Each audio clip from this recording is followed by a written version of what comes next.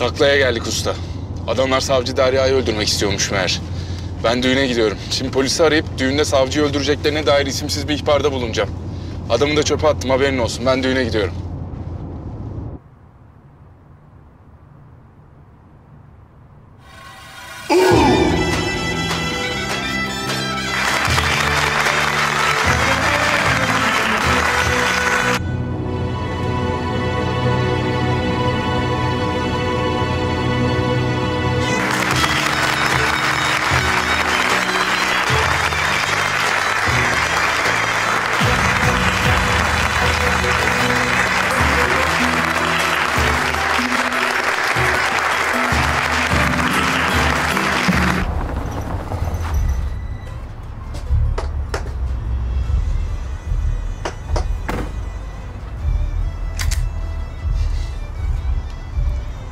Nereden biliyorsun diyecekler.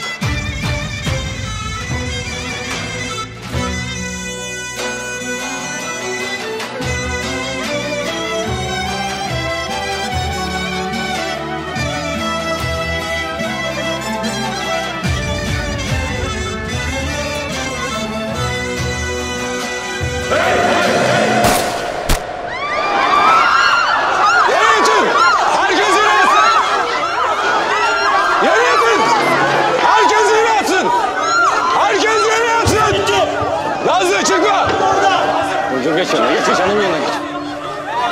Ateş edeni gördünüz mü? Komutanım orada. Hadi çabuk. Koş. Gidin arkasından. Kimse almadı ben silah. İyi misiniz? İyiyim. Fethi sen de. Avcı, al şunu. Yavuz abi iyi misin? Çek. İyiyim yani, omzumdaki delik dışında iyiyim.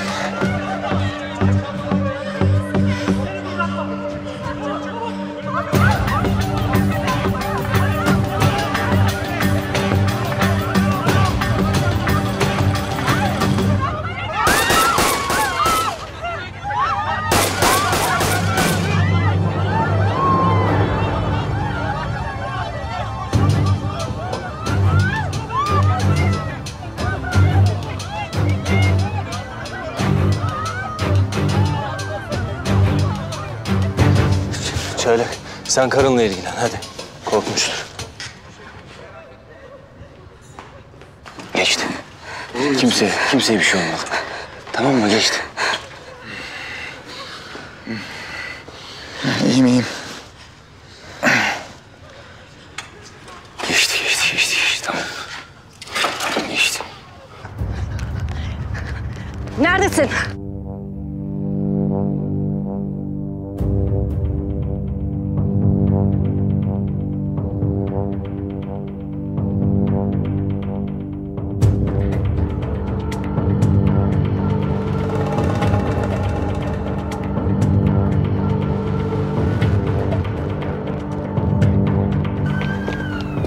Ne tarafa gitti?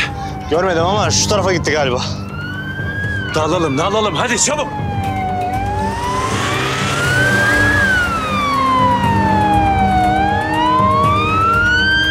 İyi misin? İyiyim.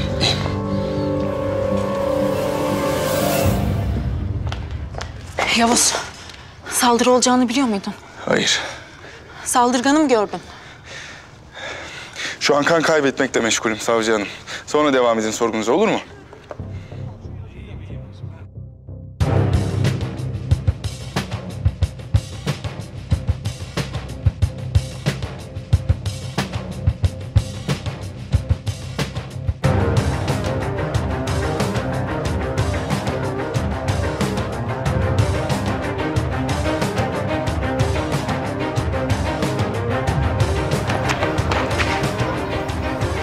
Yok. Uçmadı ya. Ben bu taraftan gidiyorum. Senle geliyorum. Aşık.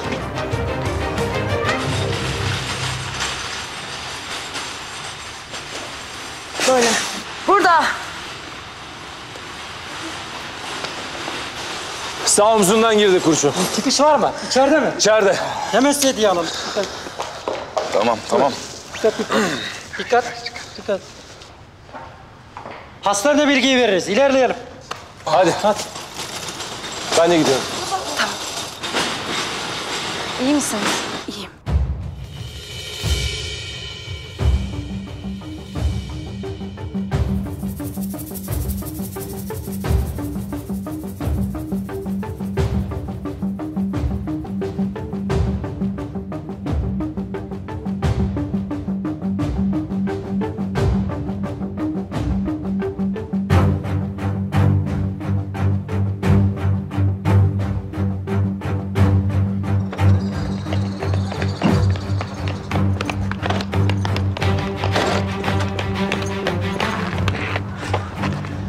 Buralarda 1.70 boyunda, sarışın.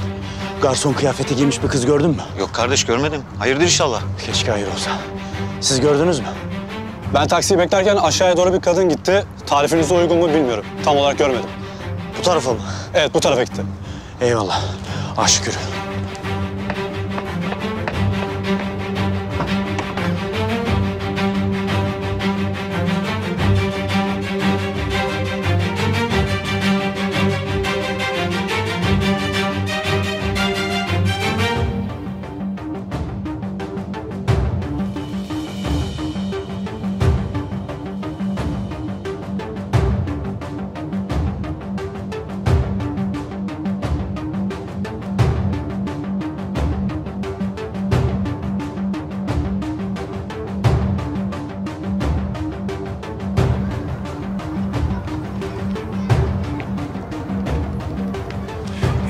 Yok abi, yok. Nereye gitti lan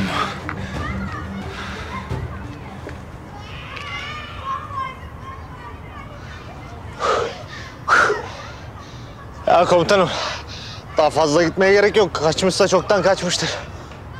Bizimkileri arayalım. Belki onlar bulmuştur. İnşallah.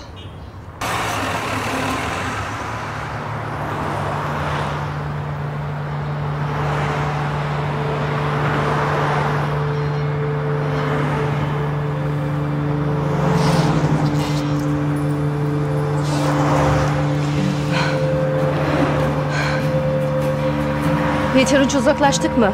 Merak ettim, sen iyi misin? İyiyim ama kadın yaşıyor hala.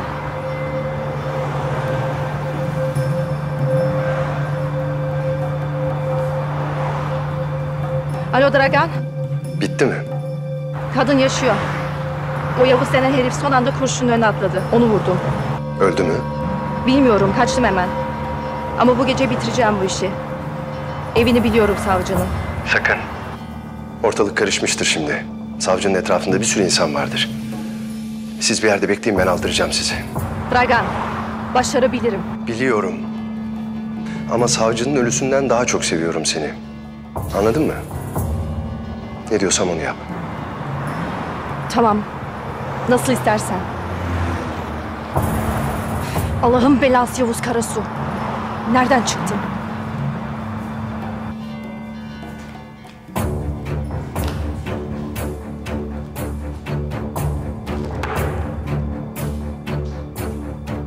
Hazır mısın?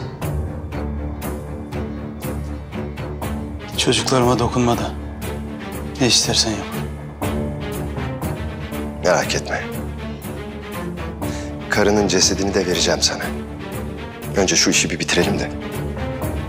İnşallah bu yaptıklarının hesabını soracak birileri çıkar. Tabii. Alın bunu. Götürün bırakın.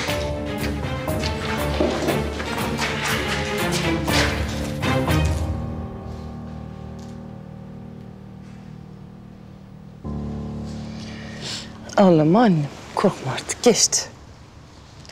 Anne nasıl ağlamayayım ya? Yavuz abiye mi üzüleyim? Düğünüm bu hale geldi. Ona mı üzüleyim? Artık şaşırdım ben de. Ya üzülünmez mi? Haklısın tabii. Üzülme anneciğim sen. Üzülme yavrum.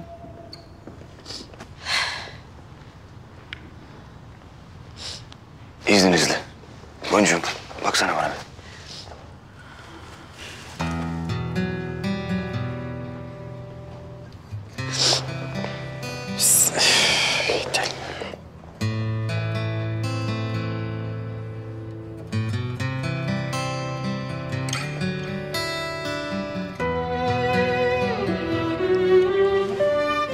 Boncuğum bana bak. Ben neyim? Yani benim mesleğim ne? Asker. Ne askeriyim? Özel kuvvetler.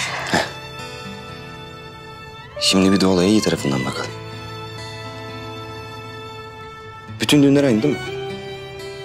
Gelin damat gelir, nikah kıyılır. Dans, pasta, oyun havası. 2 göbek atılır. Sonra herkes evine gider. Evet, çünkü normalde o. Onlar güzel. Bir de şunu düşün. Kaç kişinin düğününe bir profesyonel katil katılıyor?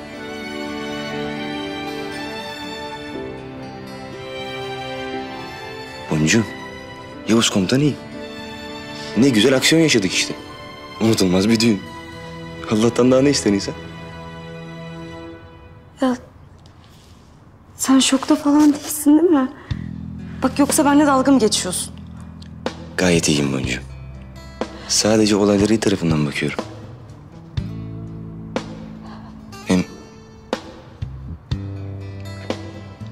artık benim karımsın. Benim için olay bitmiştir. Siz ne manyak adamlarsınız ya. Ama iyi ki de böylesiniz, iyi ki. Boncuğum, benim şimdi Yavuz komutanımın yanına hastaneye gitmem lazım, tamam mı? Kahramanlık diyorsun. Balayında hastanede yapabiliriz. Olabilir.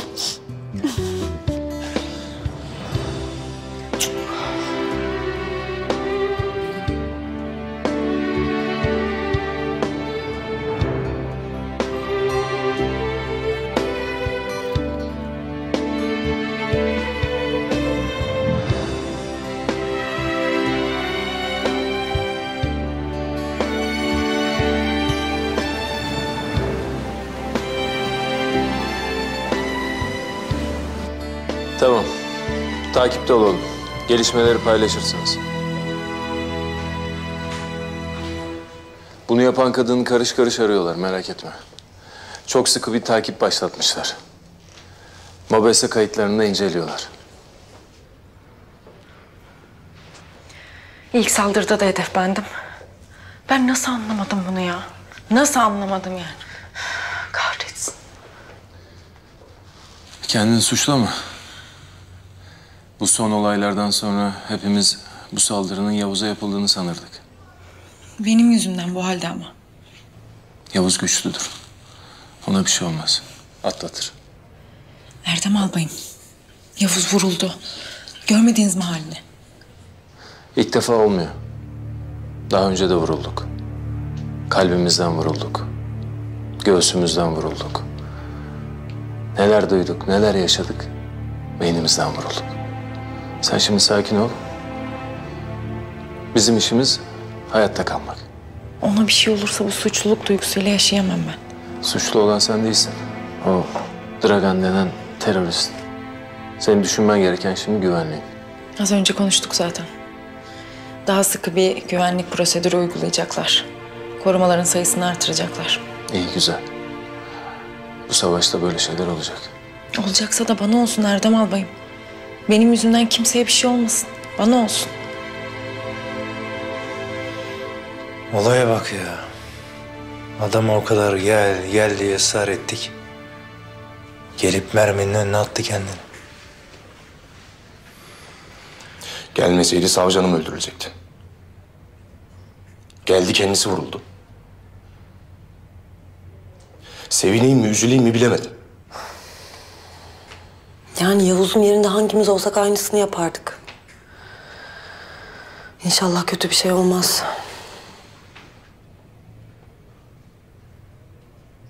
Niye geldik abi? Keşke ben vurulsaydım. Yakınımda göremedim ki. Hiçbirimiz göremedik ki. Düğüne gelmeyeceğim dedi. Düğüne geldi. Hepimizden önce kızı o gördü. O da yetmedi. Gitti merminin önüne atladı. Bu biraz fazla değil mi? Nasıl yani abi? Ne demek istiyorsun aga? Ne bileyim ya, olayı çözmeye çalışıyorum. Beynimin içinde filler tepişiyor.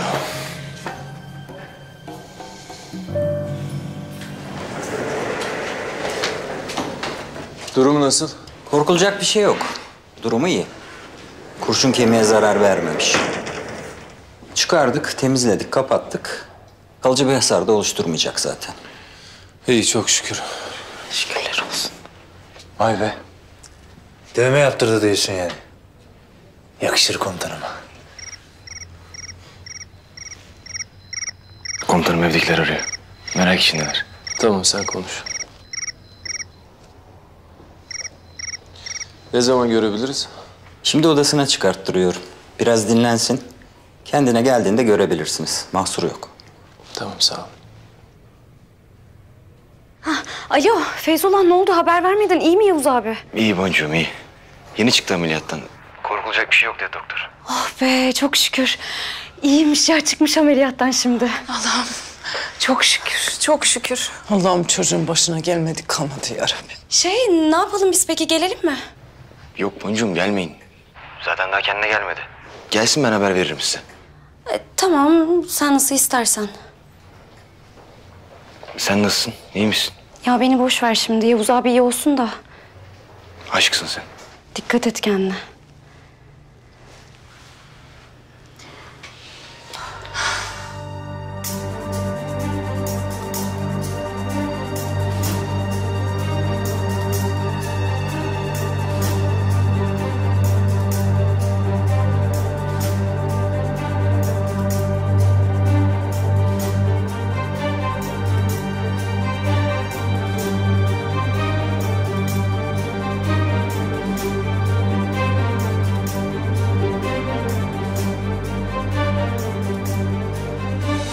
Yapma!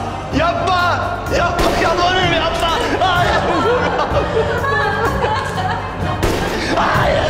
Hayır! Hayır! Hayır! 2 tane çocuğun var. Biri kız, biri oğlan. Şu an İzmit'te babaannelerinin yanındalar. Çocuklarını da anneni de bir daha görmek istiyorsan yarın o trafoyu patlatacaksın. Sensiz yapacağım.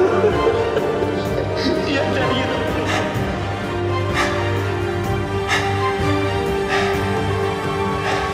İyi misin Yavuz? Bir ağrınsızın var mı?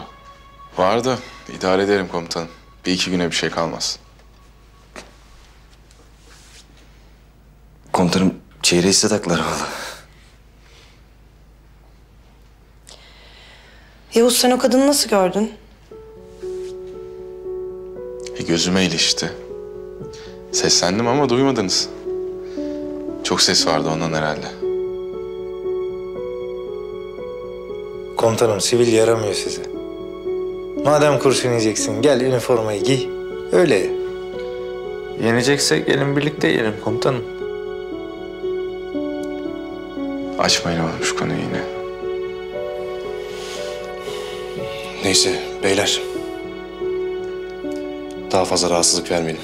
Dinlensin komutanım. Doğru söylüyor. Geçmiş olsun komutanım. Sağ ol, sağ olun. İzine uğrarız. Hadi yine ucuz atlat. Ben 2 dakika kalabilir miyim? Tabii.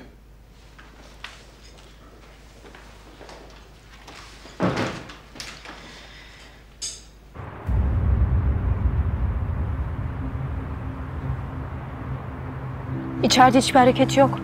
Ya beceremediyse patlatmayı? Becerecek. Becermek zorunda. Ona öyle bir korku yaşattım ki bütün hapishaneyi yak desem yakar.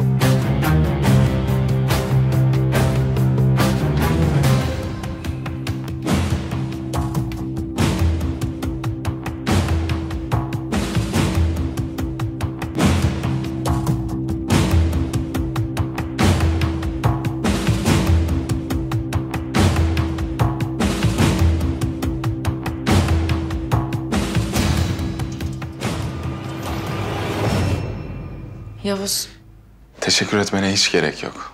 Kim olsa aynı şeyi yapardı. benim için kurşun yedin. Biz bunun için eğitim aldık. Sivillere bir şey olmasın diye ölmeyi bize askeri lisede öğrettiler. Ya ölseydin? Şanssızlık işte. Niye böyle konuşuyorsun? Sanki ölmeyi istiyormuş gibi. Yaşamanın bir faydasını görmedim. Belki ondandır. Sen bize canlı lazımsın. Bir gün görevine geri döneceğine inanıyorum.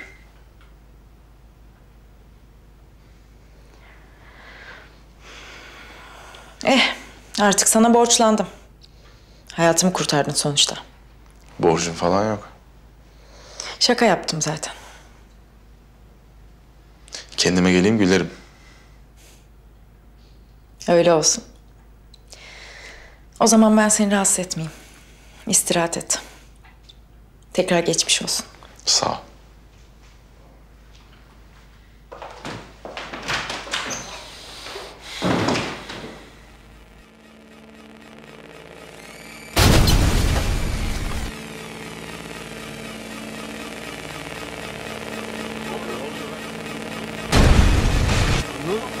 Patlama oldu sanki.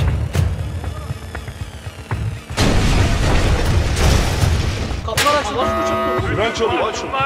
Herkes yerinde kalsın. Yerinde kal. Dışarı çık. Yerinde kal. Yerde kal. İvan için tahliye vakti. Tüm personel acil durum pozisyonu. Hadi. Tüm personel acil durum pozisyonuna.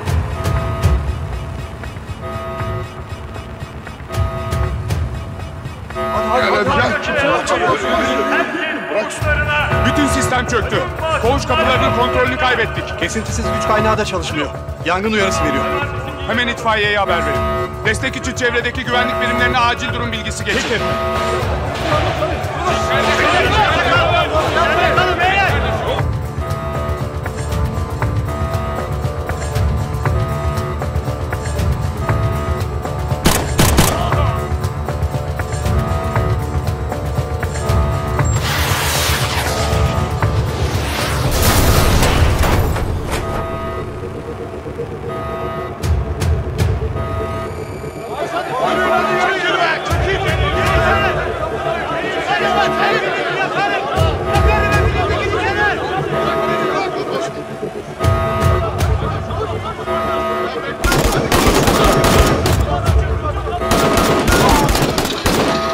Gördüğünüz herkesi vurun.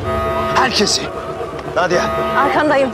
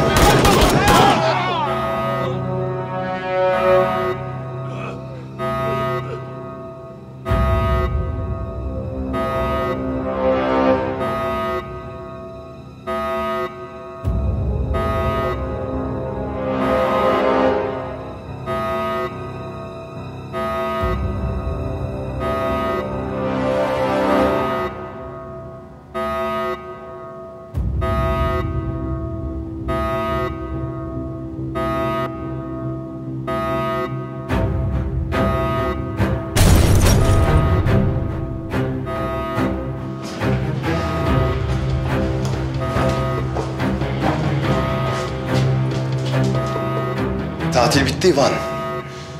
Çok sıkılmıştım zaten.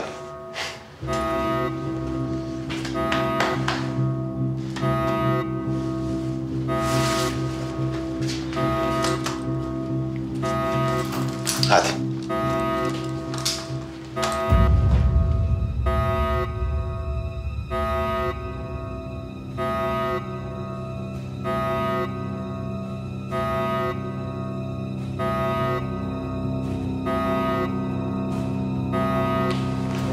Allah belanı versin.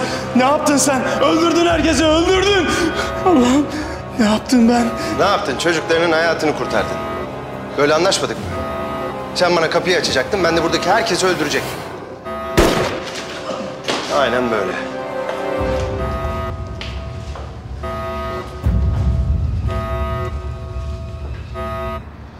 Tamam. Tamam oldu. Tamam dönüyoruz. Derya. Hemen gitmemiz lazım. Ne oldu? Şu tutukladığınız Ivan hapishaneden kaçırılmış. Ne? Hadi hemen atla.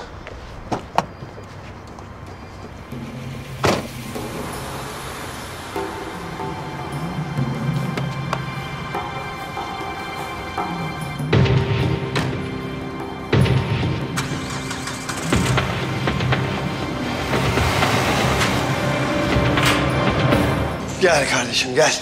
Otur.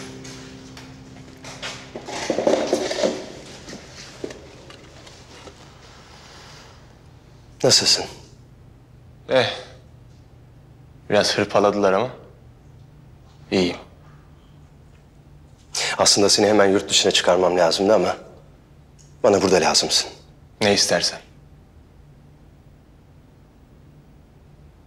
Milli güvenlik protokolünün nerede tutulduğunu öğrenmem lazım. O bilgiyi birkaç üst düzey rütbeli asker ve bürokrat biliyor. Evet biliyorum. Ama bir program yaratabilirsek çözebiliriz. Dışarıdan müdahale etmem imkansız. Programı halletsek bile içeriden birinin beni güvenlik duvarının arkasındaki bir bilgisayara bağlaması lazım. Onu ben hallederim. Kaç güne ihtiyacın var bana onu söyle. Birkaç gün hallederim. Sen harika bir adamsın. Sen harika bir adamsın. Ivan. Nadia.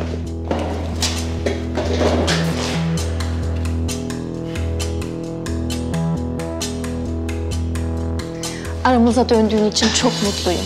Ben de.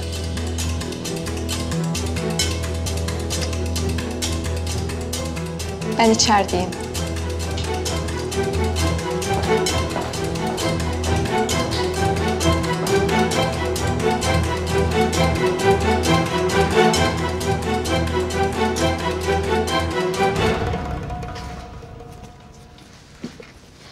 Hapishane hali insanı acıktırıyor. Çık dışarı da çocuklar yiyecek bir şey versin sana.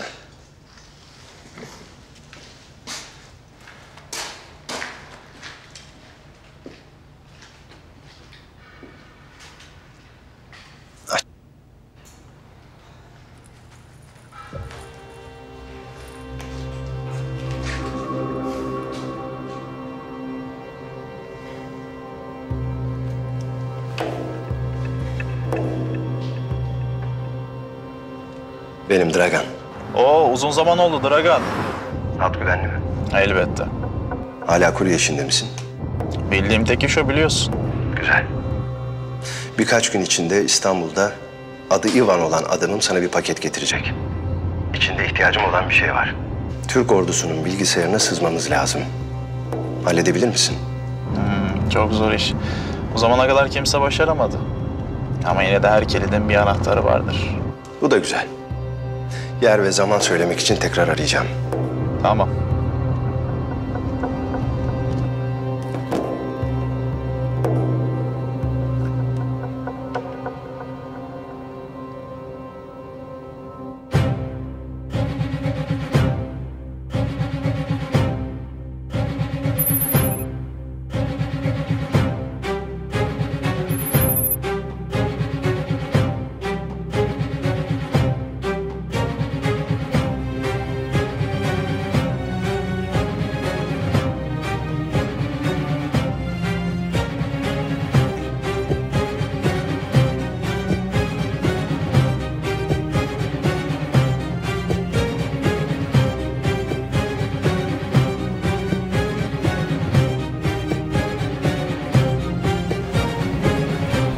Niye buradayız Dragan?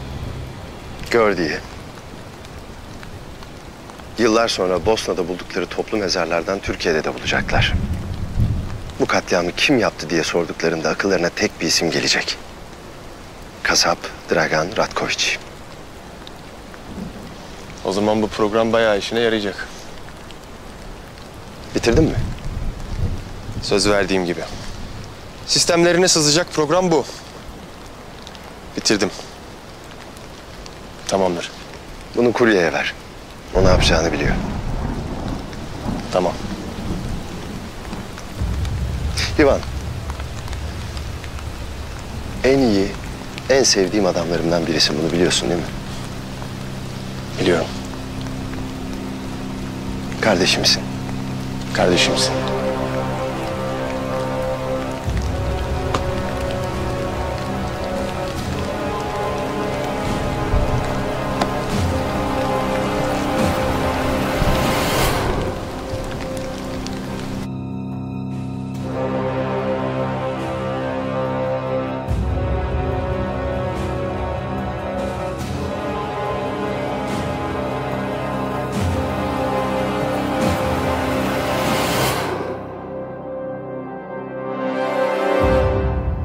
Bu adamın tek bir motivasyonu var. Öldürmek. Türk öldürmek. Müslüman öldürmek. Önüne kim çıkarsa öldürmüş. Mahkum, gardiyan, polis, asker. Kimi gördüyse. Kaybımız çok fazla. Allah rahmet eylesin. İçeriye nasıl girmiş peki? Hapishanede görevli bir teknisyeni tehdit ettiğini düşünüyoruz. Çünkü trafoda şüpheli bir patlama tespit edildi. Bu arada görevlinin karısı da kayıp. Öldürülmüş olabilir. Bu nasıl bir cani, nasıl bir manyak ya? Görüp görebileceğiniz en tehlikeli teröristlerden biri. Belli komutan. Bir adamı hapishaneden çıkartmak için yaptığı katliama baksanıza. Ivan Markoviç. Dragan'a en yakın isimlerden biri.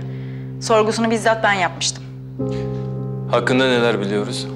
Güvenlik sistemlerine sızma konusunda uzman. Birçok ülkede benzer eylemler gerçekleştirdi. Ülkemize neden geldiğini bilmiyorduk. Evet ama artık biliyoruz. Milli Güvenlik Protokolü. Dragan her ne planlıyorsa bu adam o planın merkezinde. Belli. Şimdi size birkaç gün önce dinlemeye takılan bir konuşmayı dinletmek istiyorum. Benim Dragan. Oo, uzun zaman oldu Dragan. Hat güvenli mi? Elbette. Hala kurye işinde misin? Bildiğim tek iş o, biliyorsun. Güzel. Birkaç gün içinde İstanbul'da adı Ivan olan adamım sana bir paket getirecek. İçinde ihtiyacım olan bir şey var. Türk ordusunun bilgisayarına sızmamız lazım. Halledebilir misin? Çok zor iş. Bu zamana kadar kimse başaramadı. Ama yine de her kilidin bir anahtarı vardır. Bu da güzel. Yer ve zaman söylemek için tekrar arayacağım. Tamam. Kurye uzun zamandır takibimizdeydi. Aslında ülkeye giriş yaptığında tutuklayacaktık fakat Ivan ismini duyunca biraz daha takip etmeye karar verdik. Bugün bir konuşma daha gerçekleştirildi. Yarın buluşacaklarını biliyoruz. Ateş, Mansur'la gidip bu buluşma yerinin keşfini yapın. Emredersiniz komutan. Yarın bu işi bitireceğiz inşallah. O Ivan denen herif amacı neyse ona ulaşamadan geldiği yere geri dönecek. Anlaşıldı mı? Emredersiniz. Şimdi çıkabilirsiniz.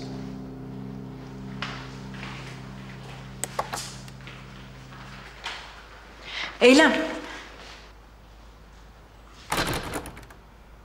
Biraz konuşabilir miyiz? Tabii ki. Aklıma takılan bir şey var da. Nedir? Yavuz düğüne geleceğini söylemiş miydi? Yani bana söylemedi. Ben gelmeyecek diye biliyordum. Ama geldi. Hem de tam zamanında. Sanki haber almış gibi. Ne demek istiyorsun? Bilmiyorum. Gidip bir Yavuz'la konuşayım ben. Yani Yavuz'un yanlış bir şey yapacağını zannetmiyorum.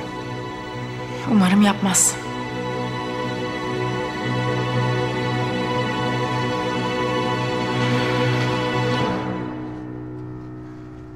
Ciddi bir şey yok. Radyatör hortumu değişecek, o kadar. Bir iki saate hallolur. Ben gitsem arabayı siz getirebilir misiniz? Nereye? Evdeyim. Hem de yalnızım. Tekrar gidip gelmeyeyim. Hem belki bir kahve içeriz sonra beraber.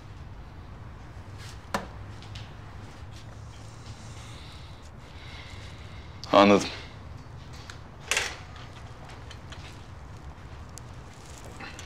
Hanımefendi ben şoför değilim.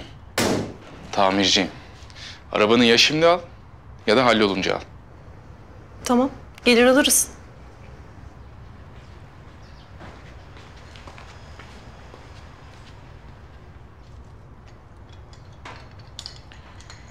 Buyurun sizin ne vardı? Benimki hasta ziyareti. Hastanız gayet iyi. Biraz konuşabilir miyiz? Çay içer misin? Olur. Gel.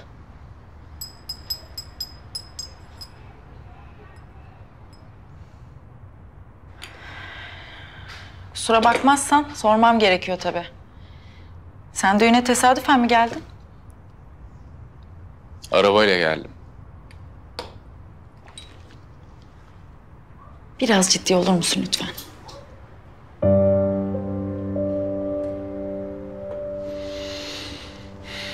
Olurum.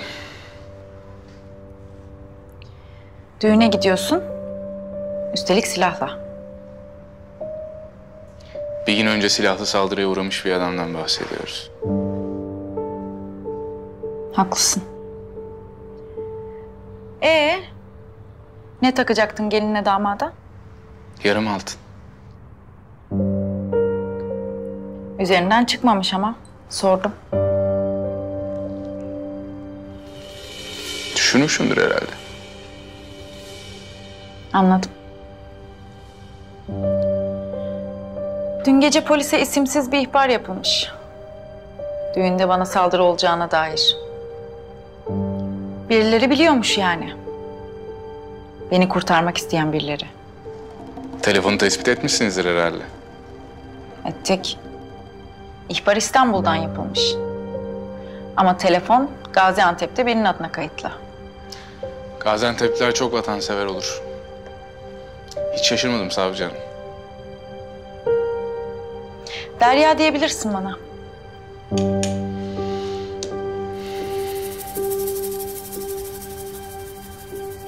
Savcı hanım.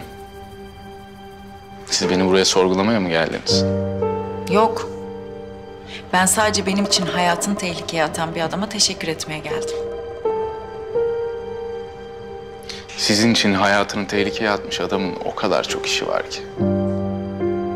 Gördüm. O zaman ben seni hayranlarına baş başa bırakayım.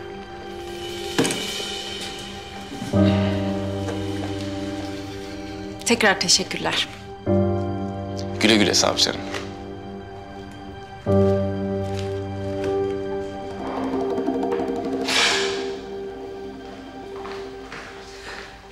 Damat, nereye? Eve gidiyorum abi. Tabii ya. Evlendin, kaptın lojmanı. Artık sen öğle yemeklerini de evde yersin. Ayıp ettin be abi. Gel beraber gidelim. Aslan kardeşim. Abisine de kıyamazsın. Sen nereye abiciğim? Bir işim var ya. Vay be. Eskiden hoşlara beraber giderdik. Ne oldu hiç söylemiyorsun artık. Oğlum evli barklı adamsın. Yengeyi kızdırmayalım hikayelerden. Bırak şimdi. Özel bir şey olmasa söylerdin sen. Ne oldu ne yapacaksın? Gariban Keşanlara ne özel işi olacak ya. İnsanlık yapacağız. Hadi eyvallah. İyi abi. Görüşürüz. Görüşürüz.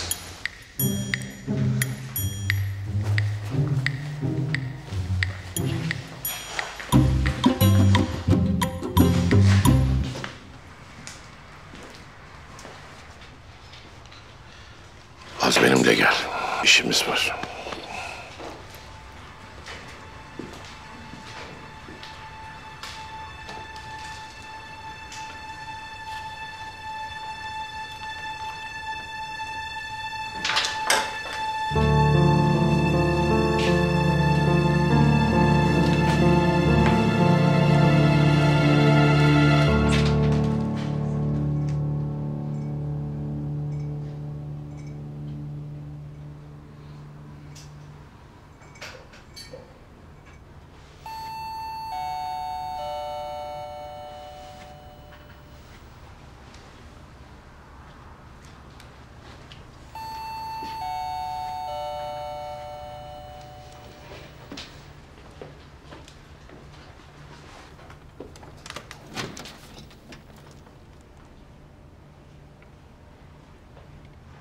Selamun aleyküm.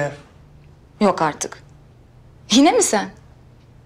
Sen nereden buldun burayı? Eski çalıştığın yere gittim. Ben sormadan söylediler. Vallahi çok iyi çocuklar. Sebep? Nasıl yani? Yani neden arıyorsun beni? Merak ettim. O gün öyle kaçıp gidince başın dardaysa diye bir bakayım dedim. İyisin tamam hadi eyvallah. Bir dakika. Nereye? İyi misin diye baktım. Maşallah iyi gördüm, iyi görünüyorsun, iyi duruyorsun. Ben gidiyorum. Bir dakika. Biri mi gönderdi seni? Biri mi? Ben yalnızım ya, kim gönderecek? Melisa kimse yok, yalnızım ben. Kimse göndermedi beni. Ben merak ettim, seni görmeye geldim. Tamam gel biraz soluklan gidersin sonra.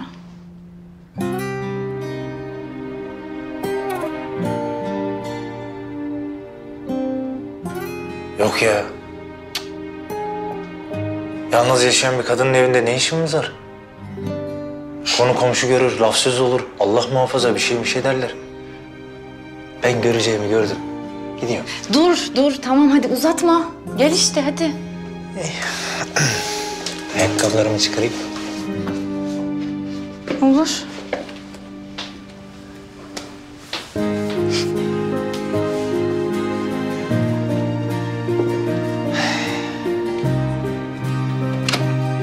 Buyur.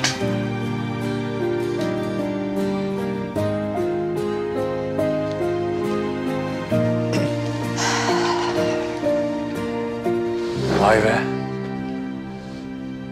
Güzel evmiş. Sayende yakında kovulacak olsam da sağ ol. Bak işte. Şimdi o konuda sonuna kadar haklı olan bizdik. Senin patronun cins biraz. Sus istersen. İyi, tamam.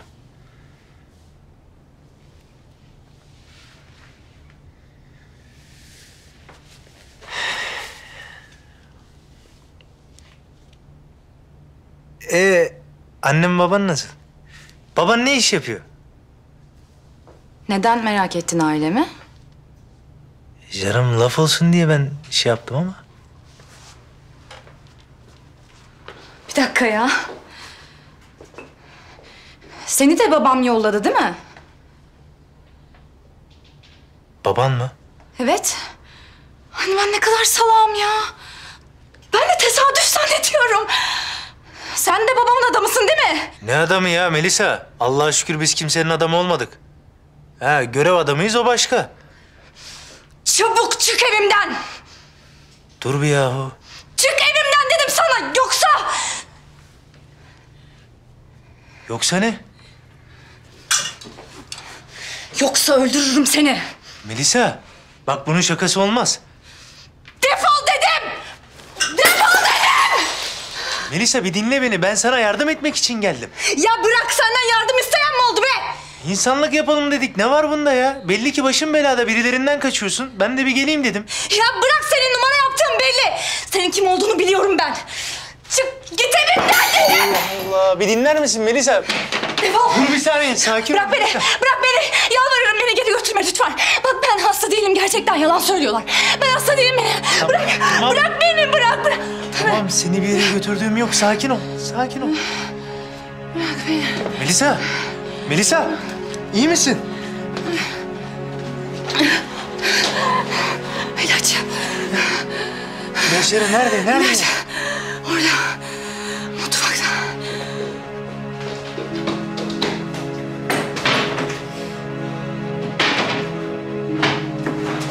Götürme.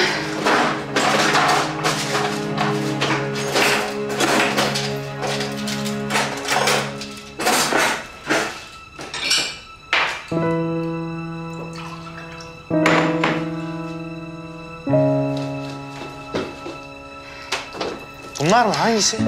Evet. O evet.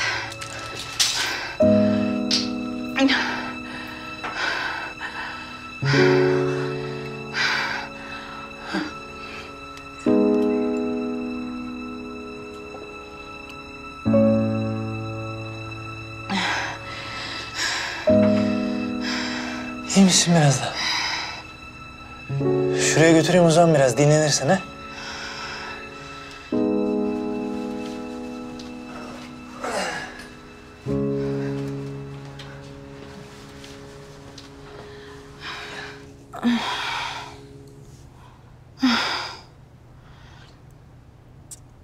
Beni onlara geri götürme. Söz ver.